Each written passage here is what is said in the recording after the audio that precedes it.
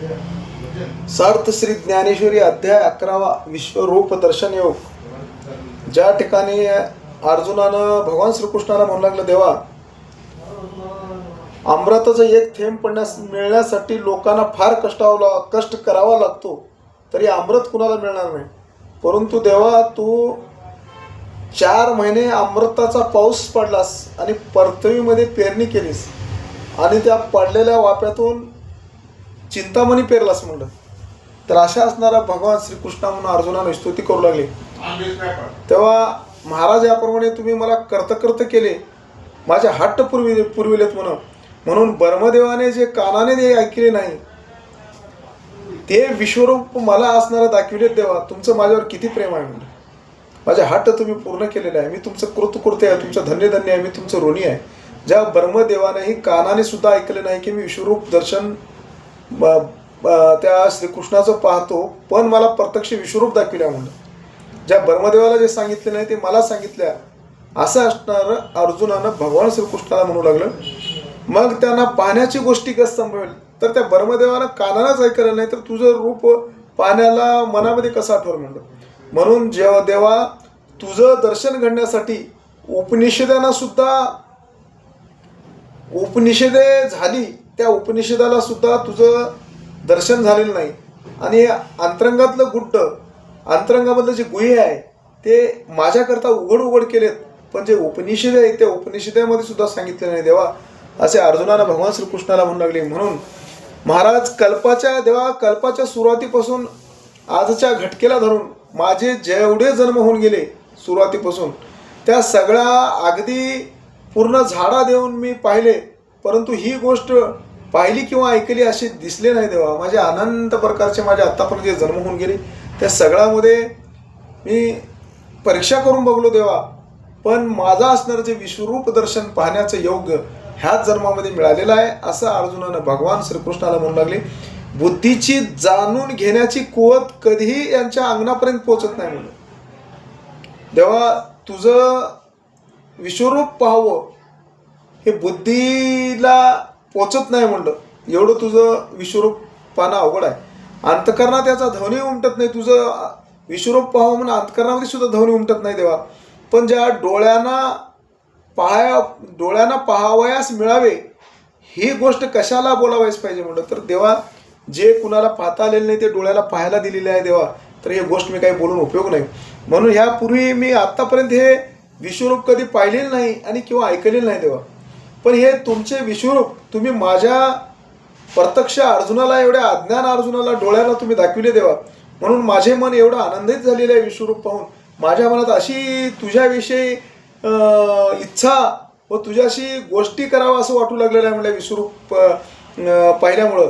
म्हणून देवा तुझा सहवास घडावा आणि तुझंच नामस्मरण करावं, तुझंच भजन पूजन करावं, तुला आलिंगन द्यावं असं माझ्या मनामध्ये वाटू लागलेलं आहे देवा विश्वरूप पाहिल्यापासून, असं अर्जुनानं भगवान श्रीकृष्णाला म्हणू लागले. देवा या विश्वरूपामध्ये करावे असे म्हटलं तर कोणत्या एका तोंडाशी बोलावं. इतके विश्वरूपामध्ये मला एवढे तोंड दाखवलंस की देवा, तर कोण्या तोंडाला बोलावं आणि कोण्या तोंडाला आलिंगन द्यावं. कारण तुला ह्या तुझ्या विश्वरूपाच्या तोंडाला मर्यादा राहिली नाही म्हणून देवा मी परेशान झालो म्हणून.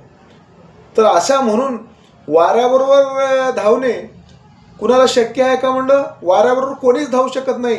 आणि आकाशाला कितीही जर ताकदवान असला तर आकाशाला आलिंगन कोणी देणार नाही म्हणलं. आणि समुद्रामध्ये जर कोणी नदीत पोहणं शक्य आहे, पोहणी खेळणं, पण समुद्रामध्ये पोहणी खेळणं शक्य नाही म्हणलं देवा. तर अशा असणारच देवा तू समुद्रासारखा आहेस, तू आकाशासारखा आहेस, तू वाऱ्यासारखा आहेस, तुझा अंत कुणाला लागणार नाही. म्हणून भगवंता पूर्वीचे म्हणून देवा मला पूर्वीचं तुझं जे रूप आहे तेच मला दाखव. कारण त्या रूपाला माझी आलिंगन देण्याची इच्छा निर्माण झालेली आहे आणि ती इच्छा माझी पूर्ण कर. कारण ह्या विश्वरूपापासून माझ्या मनातून सर्व प्रकारची भीती नाहीशी झालेली आहे. म्हणून आता हे विश्वरूप दर्शन पुरे झाले देवा. आता विश्वरूप दर्शन पुरे झाले, पहिलेचं जे रूप आहे ते दाखव. असं असणारा अर्जुनानं भगवान श्रीकृष्णाला म्हणू लागले. मनाच्या करमणुकीसाठी देवा ह्या चराचर सृष्टी पाहावी, पण त्या सुखाने घरात राहावे त्याप्रमाणे तुझे चतुर्भुज रूप विश्रांती स्थान आहे देवा. म्हणून देवा ह्या मनाच्या करमणुकीसाठी ह्या पृथ्वीवर सुखाने घरात राहावे आणि तुझं चतुर्भुज रूप पाहिल्यानंतरच विश्रांती आहे म्हणलं देवा. नाहीतर या सृष्टीमधली काही जर पाहिलं तर विश्रांती नाही, असं अर्जुनानं भगवान श्रीकृष्णाला म्हणू लागली. आम्ही अष्टांग योगाचा अभ्यास करावा आणि या योगाने याच सगुण श्यामसुंदर रूपाचा अनुभव यावे. हेच या योगा अभ्यासाचे फळ आहे. शास्त्रांचे परिशीलन करावे देवा. आम्ही योगाभ्यास करावं आणि योगाभ्यास केल्यानंतर श्यामसुंदर तुझं रूप पाहावं आणि योगाभ्यासाचं हेच फळ आहे म्हणलं. शास्त्रांचे अभ्यास करावं आणि शास्त्रांचा सिद्धांत हाच आहे की माणसाला सगुण साक्षात्कार व्हावा म्हणून देवा तुझं स्वरूप पाहिल्यानंतर मी सगुण साक्षात्कार झालेला आहे. आम्ही सर्व यज्ञ करावेत, परंतु ते सगुण साक्षात्काराने दर्शनाने यज्ञ केल्यानंतर फलद्रूप व्हावं. जगात जी सर्व तीर्थक्षेत्रे आहेत ती याच करता आहेत म्हणजे देवा. यज्ञ करावं, साक्षात्कारानं दर्शन व्हावं, सर्वांना फलद्रूप व्हावं आणि जगामध्ये जे तीर्थक्षेत्र आहेत ते सर्वांना मोक्ष मिळावं आणि त्या तीर्थक्षेत्रामध्ये त्याला आपल्याला फलश्रुती मिळावं, ज्ञान मिळावं, ह्याच्यासाठी तीर्थक्षेत्र आहे आणि पाप नाही म्हणून पुण्य बनावं हे तीर्थक्षेत्र आहे म्हणलं. म्हणून आणखी इतर काही दान पुण्य आम्ही करावे, त्याला फळ म्हणून तुझे चतुर्भुज रूप दिसावे देवा. म्हणून अजून काही दान करावं, पुण्य करावं, पण त्याला फळ म्हणून तुझे चतुर्भुज रूप पाहणं फार महत्त्वाचं आहे देवा, असं अर्जुनाने म्हणू लागली. या जीवाला त्या रूपाविषयी आवड आहे म्हणून ते पाहण्यासाठी तवरा होत आहे. म्हणून देवा या माझ्या जीवाला तुझं विश्वरूप, तुझं पहिलेच रूप पाहावं असं वाटू लागलेलं आहे. म्हणून माझ्या पाहण्यासाठी माझी इच्छा निर्माण झालेली आहे. भगवंता श्रीकृष्णा माझी तळमळ हे दूर कर, मला पहिलेच रूप दाखव, असं भगवान श्रीकृष्णाला अर्जुन म्हणू लागले. मनातील जाणणाऱ्या देवा माझ्या मनामध्ये काय आहे तू जाणतोस म्हणलं. जगामध्ये काय होवलेले तुला ते कळतंय आणि सर्व देवा तू सर्व देवात श्रेष्ठ आहेस म्हणून सर्वजण देवा तुला पूजा करतात आणि तू लवकर प्रसन्न होतोस. तर माझ्या मनामध्ये जे आहे ते मी तुला सांगायची गरज नाही, जगाचं तुला कळतंय देवा. अजे माझ्या मनामध्ये काय आहे ते आहे ते तुला कळणारच, म्हणून ते मला प्रसन्न हो आणि माझं पहिलेच रूप दाखव, असं अर्जुनानं म्हणू लागले. देवा तुमचे सुंदर रूप कसे नीलकमल रंगविणारे, आकाशालाही निळा रंग लावणारे, इंद्रनील रत्नाला तेजाचे सौंदर्य दाखवणारे म्हणून. देवा तुझं रूप म्हणल्यानंतर सुंदर असं निळा रूप आहे, आकाशासारखा रंग आहे व इंद्रनील जे रत्न आहे त्या रत्नालाही पेक्षाही सौंदर्य दाखवणारं श्रेष्ठ तुझं रूप आहे, असं असणारं अर्जुन भगवान श्रीकृष्णाला म्हणू लागले. जसे पाचेच्या रत्नात सुगंध प्राप्त व्हावा, पाचेचं रत्न आहे ते सुगंध प्राप्त होते, आनंदाला हात फुटावेत, त्याप्रमाणे देवाचे शरीर शोभते, ज्याचा मुलगा होऊन मांडीवर बसल्यामुळे मदनात सौंदर्य प्राप्त झाले म्हणून. तर देवा तुझा ज्याचा मुलगा होऊन तुझ्या मांडीवर बसल्यानंतर मदन म्हणून सौंदर्य प्राप्त झाले म्हणलं हे देवा. तसं देवाने मुकुटाला मस्तकावर ठेवल्यामुळे त्याला महत्त्व आले, देवाने मुकुटाला मस्तकावर ठेवल्यामुळे त्या मुकुटाला महत्त्व आलं, ज्याच्या अंगामुळे अलंकारांना अलंकारत्व प्राप्त झाले म्हणलं देवा. त्या मुकुटाला कुठं महत्त्व होतं का? महत्त्व नाही, पण तुझ्या डोक्यावर ठेवल्यामुळं त्या अलंकाराने अलंकारालाच असणं महत्त्व प्राप्त झालं. तर एवढं तुझ्या सहवासामुळं तुझ्या जवळ आल्यामुळं असं असणारं जे प्राप्त होते देवा, असं ज्ञान प्राप्त होते, अशी माणसाची किंमत वाढते, असं अर्जुन म्हणू लागला. आकाश मंडळात इंद्रधनुष्याच्या सीमेत जसा त्याप्रमाणे विविध रंगाच्या वैजयंतीने शारंगपाणी श्यामकृष्ण श्रीकृष्ण आहेत, सीमित आहेत म्हणलं. जसं आकाश मंडळात इंद्रधनुष्य आहे, इंद्रधनुष्या विविध रंगाच्या प्रमाणे शारंगपाणी श्यामवर श्रीकृष्ण असं दिसत आहेत म्हणलं. ती उदार गदा कोणती आहे बरे की जेणे असुरांना कैवल्य पद दिले, तर ते उदारचे गदा आहे देवा तुझ्या हातामध्ये. असुरांना मारल्यानंतर तू राक्षस लोकाला मारल्यानंतर त्याला कैवल्यपद मिळालं, म्हणून गोविंदा हे चक्र देखील कशी सुंदर आहे म्हणलं तुझं, म्हणून किंवा जे सौम्य तेजाने मिरवते म्हणलं.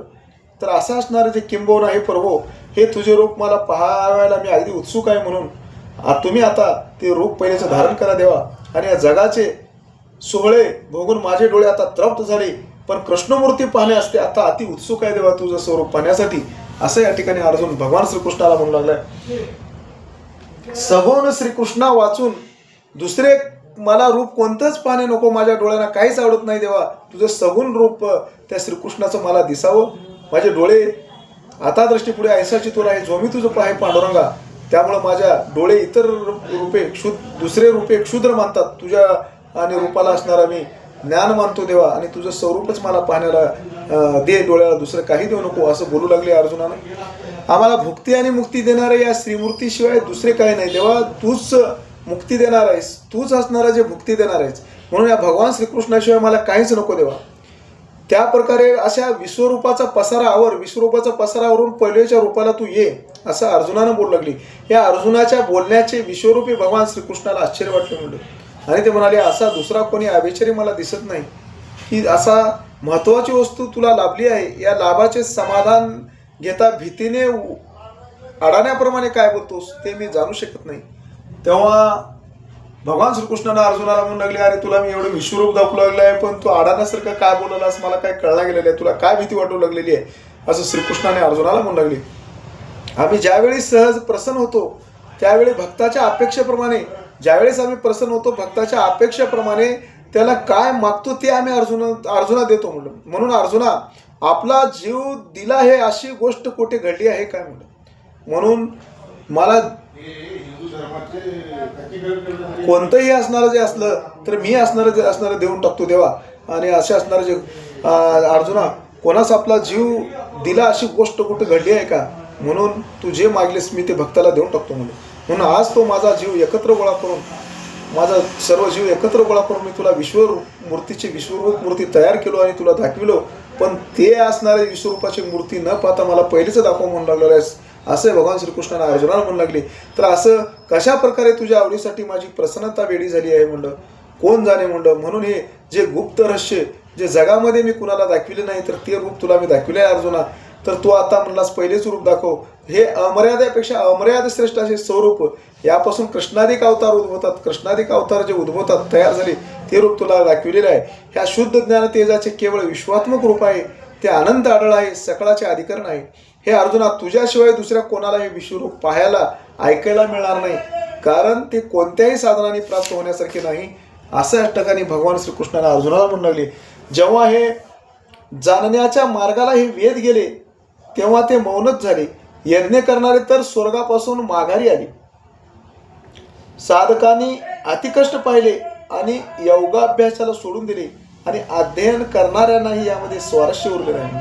देवा, तुझं विश्वरूप पाहण्यासाठी वेद असणारं ज्या ठिकाणी 6 शास्त्र 18 पुराण जे लोक पारायण केले, वेद पारंगत झाले, ज्ञान झालं, पण त्याला असणारं विश्वरूप मिळालं नाही, स्वर्गाला गेले आणि पुण्य संपल्यानंतर वापिस आले.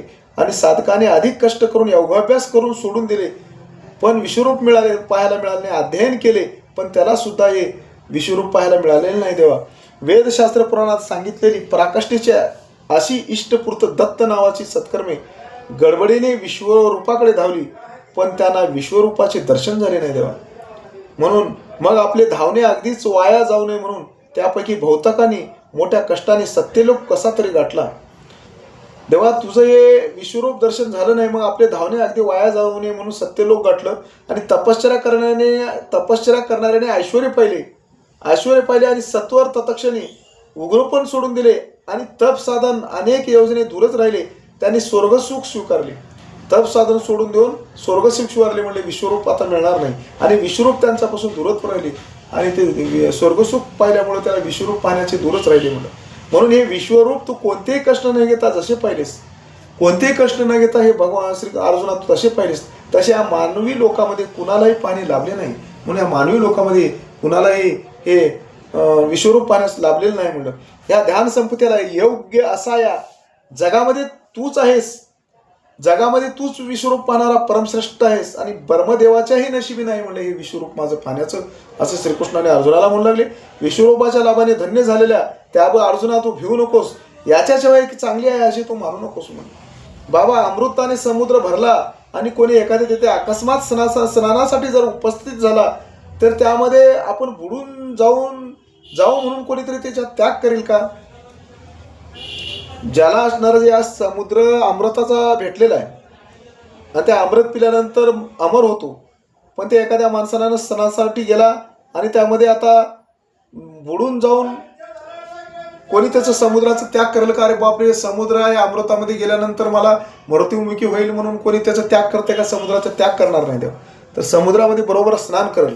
किंवा एखादा माणूस सोन्याच्या डोंगराजवळ आला आणि एवढा मोठा प्रचंड सोन्याचा डोंगर पाहून मलाही नेता येणार नाही म्हणून त्या सोन्याच्या डोंगराचा कोणी त्याग केलाय का म्हणलं?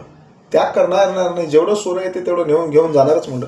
जसं दैवाने चिंतामणी आपल्याला भेटलं आणि ती चिंतामणी भेटल्यानंतर ते आता चिंतामणी आपल्याला ओझे होत आहेत. चिंतामणीचं एक गाठोडं भेटलं, ती चिंतामणीचं आपल्याला ओझे होत आहे म्हणून ते कुठं कोणी टाकून देते का?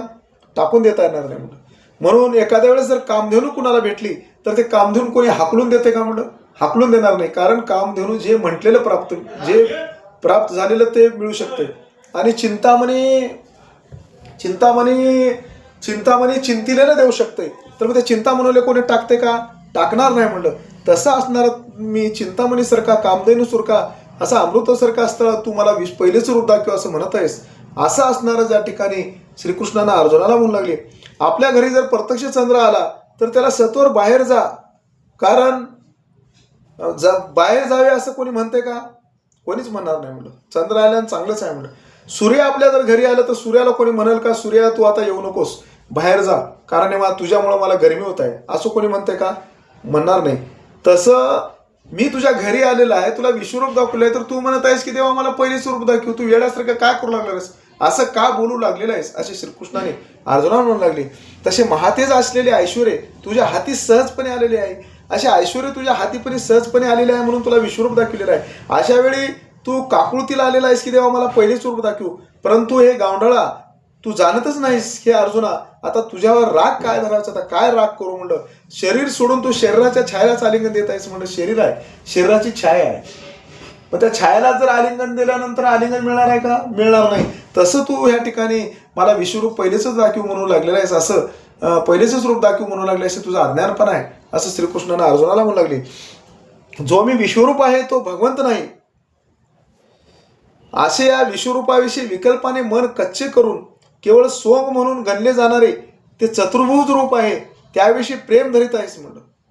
म्हणून विश्वरूपाविषयी विकल्पाने कच्चे सगळे सोंग आहे म्हणून चतुर्भुजाविषयी तू असणाऱ्या त्या चतुर्भुज रूपाचंच तुला प्रेम वाटत आहे का? हे विश्वरूपाचं कच्चं आहे आणि केवळ सोंग म्हणून रूप आहे, चतुर्भुजच खरं रूप आहे असं तुला वाटत आहे का? असं भगवान श्रीकृष्णानं अर्जुनाला म्हणू लागले. ते तरी अर्जुनही पारता, तुझे ठरलेले मत सोडून दे आणि चतुर्भुज रूपाविषयीच्या आस्था सोड. आता चतुर्भुज रूप कशाला पाहतोस म्हणलं, ते इच्छा सोडून दे म्हणलं. हे रूप जरी भयानक वेडेवाकडे आवाढव्य असले तरी हेच खरे असा तो निश्चय कर म्हणलं. हे माझं आवाढव्य रूप असलं तरी हेच रूप खरं आहे म्हणून समज. धोनलोभी जसा आपली चित्तवरती ठेव्याजवळ पुरून ठेवतो, मग नुसत्या चित्तविरहित देहाने तो स्वतः असतो म्हणलं.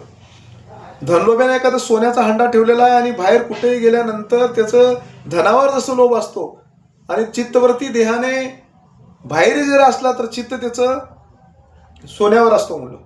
तसं तुझं चित्त माझ्या विश्वरूपावर राहू दे असं अर्जुन म्हणून श्रीकृष्ण म्हणून लागले. जसे पंख न फुटलेल्या पिल्लाजवळ घरट्यामध्ये आपले मन ठेवून पक्षीने अंतरामध्ये जात असते, पण सर्व तिचं चित्त पिल्ल्यापाशी असते म्हणून. घार हिंडे आकाशी, चित्त तिचे पिल्ल्यापाशी. तसं किंवा गाय चरत असते पण डोंगरात तिचे चित्त त्या आपल्या गायीच्या असणाऱ्या ज्या जन्मलेल्या गायीच्या वासराजवळ असते. त्याप्रमाणे विश्वरूपाच्या प्रेमाला तू प्रमुख मान. म्हणून तू विश्वरूप माझं हे मुख्य रूप हेच आहे म्हणलं, तू प्रमुख हे माझं मान. बाकी वरपांगी मनाने बाह्य सुखाप्रती सख्य करून या चतुर्भुज श्रीमूर्तीचा उपभोग घे म्हणलं. म्हणून वरपांगी मनाने सुखाप्रती सख्य करून या चतुर्भुज रूपाचा उपभोग घ्यायची इच्छा आहे तर हे उपभोग घे. पण हे पांडवा हा बोल पुन्हा पुन्हा विसरू नकोस. आपला सद्भाव या रूपापासून दुसरीकडे जाऊ देऊ नकोस, पुन्हा पुन्हा विसरू नकोस म्हणलं. चतुर्भुज रूप, विश्वरूपच हे माझं सर्व मुख्य रूप आहे आणि या रूपापासून दुसरीकडे जाऊ देऊ नकोस असे श्रीकृष्णाने अर्जुनाला म्हणू लागले. हे विश्वरूप तू कधी पाहिले नाहीस म्हणून तुला जे भय तू कधीच पाहिलेलं नाहीस म्हणून तुला भीती निर्माण झाली. ते टाकून दे भीती, यावर तुझे प्रेम स्थिर प्रेम असू दे म्हणलं. आता तुझ्या म्हणण्यासारखे करतो ते पूर्वीचे रूप जे सुखाने पहा आणि त्या रूपाने जे म्हटलं आहे ते पहिलेच रूप पहा म्हणलं. जसे बोलताच देव पुन्हा मनुष्य झाले यात नवल नाही, पण अर्जुनाच्या त्या प्रेमाविषयी मात्र मोठे आश्चर्य आहे म्हणलं. एवढं म्हणल्यानंतर देवानं मानव झाले आणि श्रीकृष्ण रूप दाखवू लागले. भगवान श्रीकृष्ण म्हणजे परब्रह्मच आहेत म्हणलं. त्यानं जगापुढे आपले सर्वस्व अर्जुनाच्या हातामध्ये दिले, पण ते अर्जुनाला आवडणं असं झालेलं आहे. म्हणून वस्तू घेऊन टाकून द्यावी, वस्तू घेतलेल्या टाकून दिलेला आहे. पैसे घेऊन तर पैसे खरेदी देऊन वस्तू घेतलेला आहे आणि वस्तू फेकून दिलेला आहे, तर त्याला महत्त्व आहे का? किंवा जसे रत्नाला दूषण द्यावे, रत्न आहे तर रत्नच काही कामाचं नाही म्हणून त्याला जर त्याची निंदा केली तर काय उपयोग आहे का? नाही म्हणलं. तसं कन्येला पाहण्याची उत्सुकता दर्शवून पाहिल्यानंतरही आमच्या मनाला पसंत नाही म्हणावे, ते जसे तसेच येते झाले आहे म्हणलं. आपली मुलगी आहे, मुलगीला पाहिल्यानंतर त्या मुलीविषयी आपल्याला उत्सुकता आवड पाहिजे, पण आपल्याला ही मुलगी आपल्याविषयी आपल्या मुलीचं जे नात्याचं प्रेमाचं नातं आहे ते पसंत करावं म्हणलं, पण तेथे येते असं उत्सुकता दर्शवून पाहिल्यानंतर आमच्या मनाला पसंत नाही, आमची मुलगी आपणच मुलीला पाहिल्यानंतर आमचीच मुलगी आम्हाला पसंत नाही जर म्हटलं तर ही मुलगी दुसरीकडे सोयरिकीला देणं अवघड आहे म्हणलं. तसं अर्जुना तू विश्वरूप माझंच बरोबर नाही, तूच म्हणू लागलास तर कसं करावं असं या ठिकाणी म्हणू लागले. त्या विश्वरूपाचा एवढा विस्तार करून देवाने अर्जुनाला अत्यंत उत्तम शब्दात उपदेश केला. श्रीकृष्णांच्या प्रेमाची पराकाष्ठा कशी वर्णावी म्हणलं, या एवढं अर्जुनाला उत्तम शब्दात प्रवेश केला. श्रीकृष्णाचं अर्जुनावर एवढं प्रेम होतं की त्याचं वर्णन करता येणार नाही. म्हणून सोन्याची लगड मोडून जर त्याच्या इच्छेप्रमाणे सोन्याचं कोणतंही अलंकार घडविता येते म्हणलं, आणि मग मनाला आवडला नाही म्हणून पुन्हा आठवा, पुन्हा हे सोन्याचं लगड दागिना आवडलं नाही म्हणून पुन्हा ते सोनं गाळविता येते, गाळून पुन्हा अजून हे करीता येते म्हणलं, दागिने करता येते म्हणलं. त्याप्रमाणे आपल्या शिष्याच्या प्रेमापोटी कृष्णरूप होते ते विश्वरूप केले, आणि त्या आपल्या अर्जुनाचे जे शिष्याच्या प्रेमापोटी कृष्ण विश्वरूप जे पालटून कृष्णरूप दाखिले, कारण त्या मनाला आवडणारं होता त्या अर्जुनाला, म्हणून अर्जुनाची इच्छा पूर्ण करून पुन्हा पुन्हा कृष्णरूप भगवंताने आणलं. इतक्या मर्यादेपर्यंत शिष्याचा त्रास सहन करणारे गुरु कोणत्या देशात आहेत? इतक्या मर्यादेपर्यंत शिष्याचा सहन त्रास करणारे कोणी गुरु आहेत का म्हणलं? कोणीच नाहीत म्हणलं, पण भगवान श्रीकृष्ण होते म्हणलं. पण अर्जुनाबद्दलची इतकी आवड प्रेम कशी आहे हे कुणालाच सांगता येणार नाही असं संजयानं धृतराष्ट्राला सांगू लागला. नंतर विश्वव्यापून सभोवती जे दिव्य तेज प्रगट झाले होते तेच पुन्हा त्या कृष्णरूपात सामावले म्हणलं. विश्वरूप सभोवती दिव्य तेज प्रगट झाले होते ते सर्व जाऊन पुन्हा कृष्णरूपात सामावून गेले म्हणलं.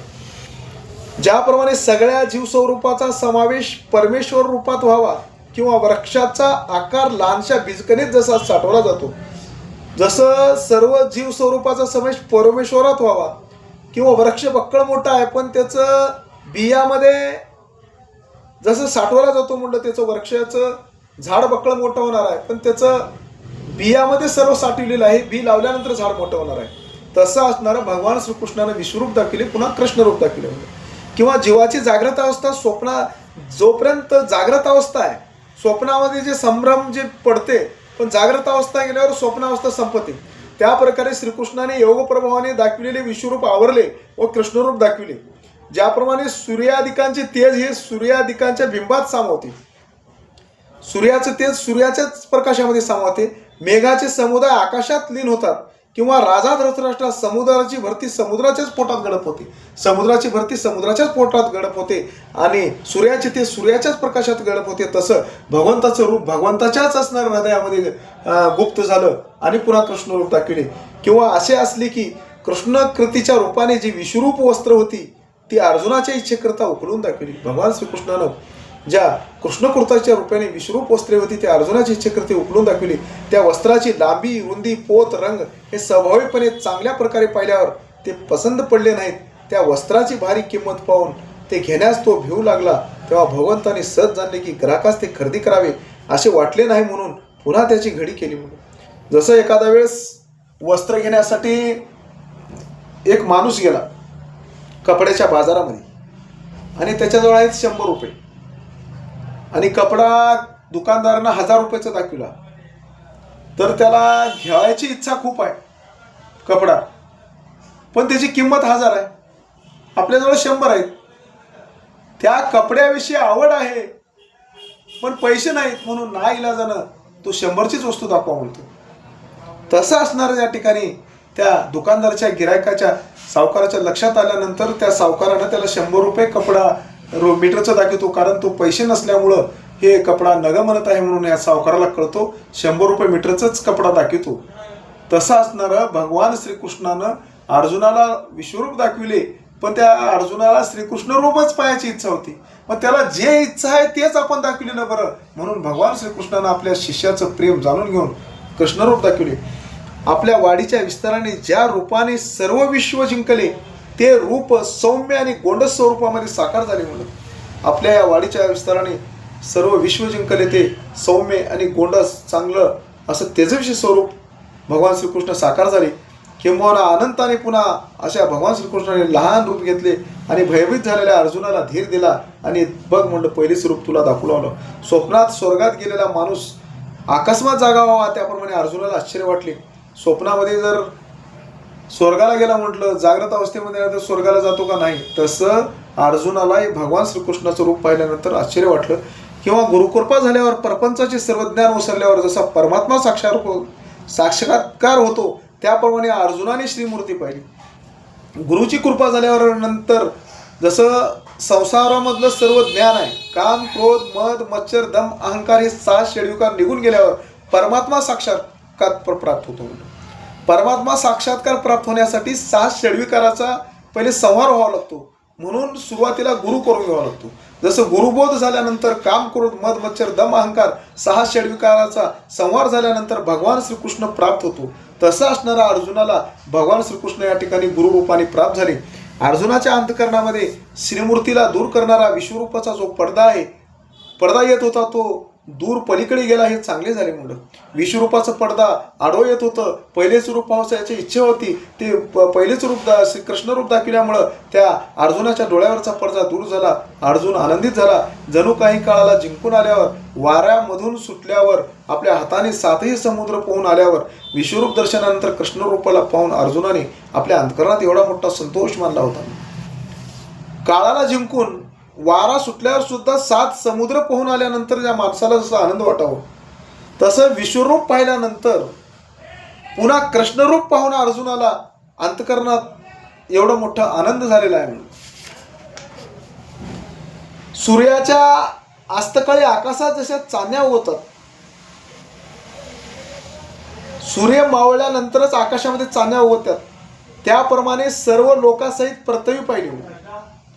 तो पाहू लागला तर तेच कुरुक्षेत्र दोन्ही सैन्यात तसेच नातेवाईक आणि वीर योद्धे शस्त्राचा विपुल वर्षाव करीत असलेले त्या बाणाच्या मांडवाखाली तसाच आपला रथ स्थिर आहे. सारथ्याच्या जागी श्रीकृष्ण बसलेले असून आपण जमिनीवरच बसलेले आहोत हे त्यांनी पाहिले. म्हणून कुरुक्षेत्रावर युद्ध चाललेलं होतं. कौरव पांडवाच्या दोघाच्या मध्ये बाणाचा वर्षाव होऊ लागलेलं होतं. त्या बाणाच्या मांडवाखाली आपला रथ भगवान श्रीकृष्णानं अर्जुनाचा सारथी होऊन श्रीकृष्ण रथ सोडून जमिनीवर बसलेले होते. हे अर्जुनाचे किती प्रेम आहे. याप्रमाणे रूप विरांशी पराक्रमाचा विलास करणाऱ्या त्या अर्जुनाने श्रीकृष्णाचे पूर्व स्वरूप बघितले आणि म्हणाला, हे वाचलो असे मला वाटले. तेव्हा हे तुमचं स्वरूप पाहिल्यानंतर मला मी तेव्हा वाचलो, नाहीतर मी वाचणार नाही असं मला वाटत होतं. बुद्धीला सोडून माझे ज्ञान भटकत होते म्हणून आणि अहंकारासह मन देशोधडीला लागले होते. म्हणून तेव्हा बुद्धीला सोडून माझं मन भटकत होतं, अहंकारासह माझं देशोधडी लागले होते. माझे इंद्रिय आपले धर्म विसरले होते. म्हणून माझे इंद्रिय हात पाय कान नाक डोळे जे असणारे जे माझे धर्म विसरले होते आणि माझ्या प्राणाला मुकलेले होते. अशा प्रकारे शरीर गावी दुर्दशा उडाली होती. म्हणून आपले हात पाय कान नाक डोळे जे इंद्रिय आहेत म्हणलं तर चांगल्या कामासाठीच डोळे पाहिले पाहिजे. डोळे हे चांगलंच काम पाहिजे. देवाचं भगवंताचं श्रीकृष्णाचं स्वरूप पाहिलं पाहिजे. ह्या मुखानं देवाचंच नामस्मरण केलं पाहिजे, देवाचं कीर्तन भजनच केलं पाहिजे, हातानं देवाची पूजा अर्चा केलं पाहिजे, दानधर्म केलं पाहिजे, समाजाची सेवा केलं पाहिजे, ह्या पायानं तीर्थयात्रा घडलं पाहिजे.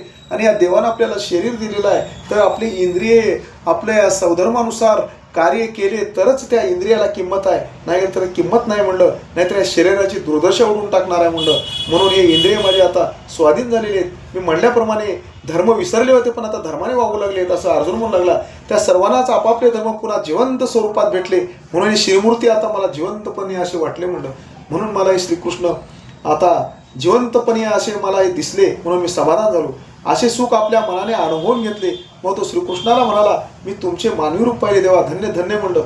मी तुमचे सुख काय माझ्या मनाला अनुभव घेतलो आणि मी तुमचं मी मानवी रूप पाहिलो देवा. हेच माझी इच्छा होती, माझी इच्छा जे आहे ते दिलास म्हणलं. म्हणून भगवान श्रीकृष्णानं भक्ताची जी इच्छा आहे ती पूर्ण करतो. म्हणून हे देवराया हे रूप दाखविलेच म्हणजे माझ्यासारख्या चुकलेल्या अपत्याला समजावून तो प्रेमाने मायेने स्तर्पान दिलेस देवा. हे विश्वरूप दाखविलेस, पण माझ्यासारख्या चुकलेल्या अपत्याला समजावून मायेने प्रेमाने, जसं एखादं लहान मूल हारून गेल्यानंतर त्या आईनं त्याला शोधून आणून जसं स्तनपान दिल्यानंतर मुलाला समाधान वाटावं देवा, तसं विश्वरूप दाखविलास. पुन्हा मला श्रीकृष्ण रूप दाखवू म्हटल्यानंतर तू हे सर्व दाखविलास. म्हणून धन्य धन्य असणार त्या ठिकाणी असं ह्या श्रीकृष्णा म्हणू लागले. विश्वरूपाच्या सागरात मी हाताने लाटा मागे टाकून पाणी तोडत होतो, तो या श्रीमूर्तीच्या तीराला लागलो म्हणून. विश्वरूपाच्या सागरामध्ये हाताने लाटा टाकून आणि पाणी तोडीत मी जात होतो, तीराला पोहोचू लागलेलो होतो म्हणून. पण द्वारकानाथा श्रीकृष्णा तुम्ही मला दर्शन दिले, म्हणून अशा असणारा कृष्णा तुम्ही मला दर्शन दिले असे नव्हे तर या सुकलेल्या माझ्यासारख्या वृक्षावर मेघाचा वर्षावच केला म्हणून. जसं झाड सुकलेलं आहे आता वाळून जाणार, पण जसं पाणी पडल्यानंतर झाड जसं असणारं जे सुकलेलं झाड जसं टवटवीत असणारं कुठून हिरवगार फुटतो म्हणलं, तसं असणारं जे देवा मला असणारं ज्या ठिकाणी मी सुकून गेलो होतो, मला तुमच्याविषयी ज्ञान नव्हतं, मी संसारात गुंतलो होतो, धर्म येऊ दे ह्याच्याबरोबर करणार नाही म्हटलो होतो, पण देवा ते मला धर्म काय मला आज कळालं. धन्य धन्य श्रीकृष्णा तुम्ही मला दर्शन दिलेत आणि माझ्यासारख्या अज्ञानी अशा अर्जुनावर तुमची आशीर्वाद दिलेत. म्हणून मी असणाऱ्या ज्या ठिकाणी ज्ञानी बनलेला आहे, जसं झाड असणं पाणी पडल्यानंतर झाड टवटवीत झालेलं आहे, तसं अज्ञानपणा जाऊन मी ज्ञानी बनलेला आहे. धन्य धन्य श्रीकृष्णा तुमची कृपा.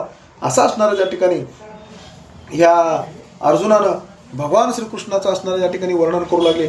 म्हणून जसं नैसर्गिक दर्शने मी कासावीस झालो होतो, पण तुमचा सगुण आकार हा मला अमृत सिंधू भेटला. म्हणून मला तहान लागले म्हणून कासावीस झालो होतो, पण तुमचं सगुण स्वरूप म्हणल्यावर मला अमृताचा समुद्रच भेटला म्हणायला काय हरकत नाही म्हणलं.